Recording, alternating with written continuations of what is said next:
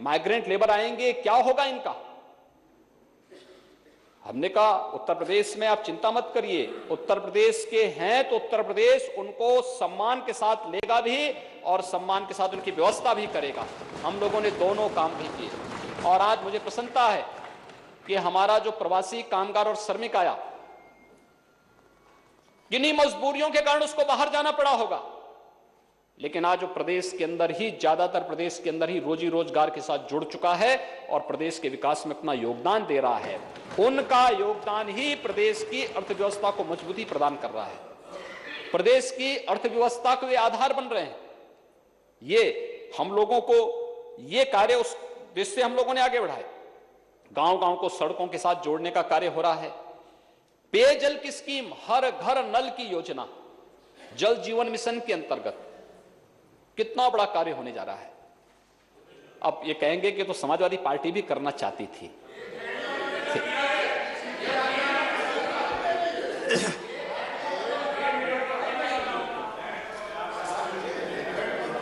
है हाँ भाई, वही कह रहा हूं ना, ये बैठे बैठे टिप्पणी ठीक। देखिए एक बात बताऊं मैं, 1947 से लेके 2017 तक प्रदेश में केवल 2% से कम लोगों को हर घर नल की योजना के साथ जोड़ा गया था ग्रामीण क्षेत्र में, और 2017 से लेकर के अब तक हम उसको 10% तक पहुंचा चुके हैं। और याद करना, मैं इसको बोल रहा हूं फिर, 1 साल के अंदर हम चुनाव में जाने जा रहे हैं, अगले 9 महीने के अंदर हमें चुनाव में जाना है। अगले 9 महीने के अंदर देखना, बुंदेलखंड क्षेत्र में, बिंद क्षेत्र में, और अभी कुछ ही दिनों के अंदर 30,000 राजस्व गांवों की एक व्यापक कार्य योजना को लेकर के हम लोग आ रहे हैं। एक साथ पाइप पेयजल की स्कीम, इन सब में हम लागू करने जा रहे हैं, सब में लागू करने जा रहे हैं। और योजना जो लागू होगी वो एक दिन के लिए नहीं होगी, 10 वर्षों तक उसके रख रखाव की जिम्मेदारी भी कार्यदायी संस्था को निभानी पड़ेगी। जल जीवन मिशन, हर घर नल की योजना, और पहले ग्रामीण क्षेत्र में था। हम आभारी हैं प्रधानमंत्री जी के कि उन्होंने यूनियन बजट में भी जल जीवन मिशन को शहरी क्षेत्रों के साथ जोड़ने का भी काम किया है, और शहरी क्षेत्र की भी हमारी कार्य योजना तैयार हो चुकी है, उसको भी हम तेजी के साथ आगे बढ़ा रहे हैं। यह है विकास का road map, ease of living का। आखिर लोग अच्छी सड़क चाहते हैं, बिजली चाहते हैं, उनको शुद्ध पेयजल मिल जाए। शुद्ध पेयजल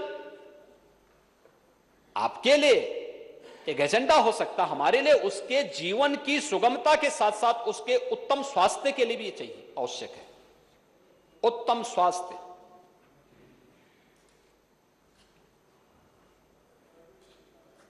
नेता प्रतिपक्ष भी और आप भी पूर्वी उत्तर प्रदेश से आते हैं, और पूर्वी उत्तर प्रदेश में इंसेफ्लाइटिस की बीमारी के बारे में आप सब जानते हैं। अलग विषय है कि अभी चिकित्सा शिक्षा मंत्री का दायित्व आपने संभाला, लेकिन संवेदना कभी उन बच्चों के प्रति नहीं आपने व्यक्त की, जबकि मरने वाले 90% बच्चे दलित और अल्पसंख्यक समुदाय के थे। आप वोट बैंक तो बनाने का बात करते थे, कभी नहीं उसके बारे में आप लोगों ने चिंता व्यक्त की। और इंसेफ्लाइटिस 1977 से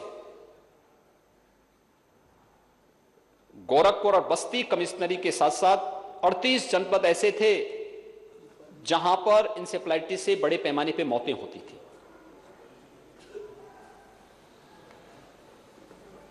उस पे हम 1998 में पहली बार मैं सांसद बना था, हम लोगों ने इसके लिए कार्यक्रम प्रारंभ किए, आंदोलन किए, संसद में मैंने कई बार इस मुद्दे को रखा, और मुझे लगता है हर संसद के सत्र में मैं इस मुद्दे को रखता भी था। हम लोगों ने इस पे व्यापक रूप से सरकार के संज्ञान में इन सब बातों को रखने का प्रयास भी किया, लेकिन महोदय इंसेफ्लाइटिस की समस्या का समाधान करने में आज हम सफल हुए हैं, और 95% मौतों को रोकने में हमें सफलता प्राप्त हुई है। 2 योजनाओं ने इसमें बहुत बड़ी भूमिका का निर्वहन किया। एक स्वच्छ भारत मिशन, हर घर तक शौचालय पहुंचाने का कार्य है। इज्जत घर उसका नाम ही रखा गया। ये उस व्यक्ति, उस परिवार की, महिला की गरिमा की रक्षा का भी आधार बना, लेकिन साथ साथ एक गरीब के स्वास्थ्य को भी आरोग्यता प्रदान करने का भी एक आधार बना है। और स्वच्छ भारत मिशन में हम लोगों ने दोनों को फोकस किया था, स्वच्छता को भी किया था और साथ साथ शुद्ध पेयजल को भी आधार बनाया था। अंतर विभागीय समन्वय उसी का कारण था और उस कार्यक्रम को हम लोगों ने इसी रूप में आगे बढ़ाने का काम किया। ये काम पिछली सरकारें भी कर सकती थी, लेकिन जब गरीब के लिए सोच हो तब ना, जब गरीब के बारे में कोई एजेंडा हो तब ना। इन 40 लाख गरीबों को पहले भी आवास मिल सकता था। 1,38,00,000 लोगों को पहले भी विद्युत के कनेक्शन मिल सकते थे। इन लोगों को पहले भी अन्य सुविधाएं मिल सकती थी। रसोई गैस के कनेक्शन इन गरीबों को पहले भी मिल सकते थे। प्रदेश के अंदर जिन 56 लाख गरीबों को रसोई गैस के सिलेंडर मिले हैं, पहले भी दिए जा सकते थे। हर परिवार के पास राशन कार्ड पहले भी उपलब्ध कराया जा सकता था, लेकिन जब एजेंडे का हिस्सा हो तब ना, जब उसके बारे में एक सोच हो तब ना। लेकिन वह नहीं था। हर क्षेत्र में बैंक की सुविधा, और अब तो हर ग्राम पंचायत में हम लोग बीसी सखी, बैंकिंग कॉरेस्पॉन्डेंट सखी की नियुक्ति की प्रक्रिया को अंतिम चरणों में लेकर के आ गए हैं। अब गांव के व्यक्ति को अपना पैसा निकालने और पैसा जमा करने के लिए गांव के 5 किलोमीटर दूर बैंक में नहीं जाना पड़ेगा, बल्कि अपने ग्राम पंचायत के अंदर ही बीसी सखी उसको ये सुविधा उपलब्ध कराएगी। ये सभी कार्य ईज ऑफ लिविंग में है। हर व्यक्ति के जीवन की, यानी केवल व्यवसाय की ही सुगमता नहीं होगी, बल्कि हर व्यक्ति को जीवन की सुगमता के साथ जोड़ने का काम भी, ईज ऑफ लिविंग के साथ भी जोड़ने का काम हम करेंगे। और ईज ऑफ लिविंग का आधार है 2021-22 का यह प्रदेश सरकार का यह बजट, जिसको हमारे वित्त मंत्री जी ने यहां पर प्रस्तुत किया। महोदय, किसानों के बारे में बड़ी चर्चा होती है और बहुत चर्चा पहले दिन से हम लोग सुन रहे हैं, और अलग अलग चीजें, अलग अलग बातें।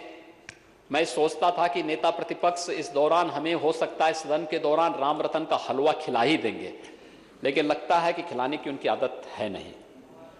मैंने सुना एक बार उन्होंने खन्ना जी को, मैंने खन्ना जी से कहा था, मैंने कहा आप संसदीय कार्य मंत्री भी हैं, आपको दलीय नेताओं के घर में जाके कभी कभी जाके उनके हालचाल लेना चाहिए, भोजन करके आना चाहिए।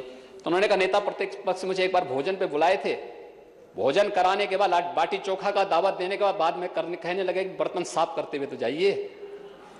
तो कहा कि जब ऐसा कार्य करने लग जाएंगे तो कैसे काम चलेगा,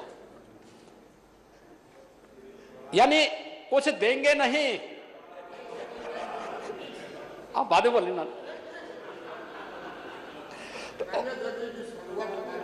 हाँ, आपने उस संदर्भ में कहा जो कॉन्ट्रैक्ट खेती के संदर्भ में, हाँ, कॉन्ट्रैक्ट फार्मिंग, हाँ कॉन्ट्रैक्ट फार्मिंग के संबंध में आपने कहा था।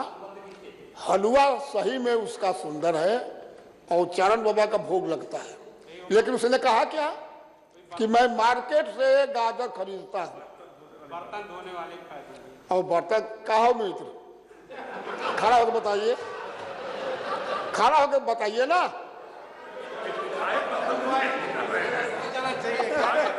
खड़ा होकर कहे ना, जो माननीय नेता सदन ने कहा, क्या वो सही है?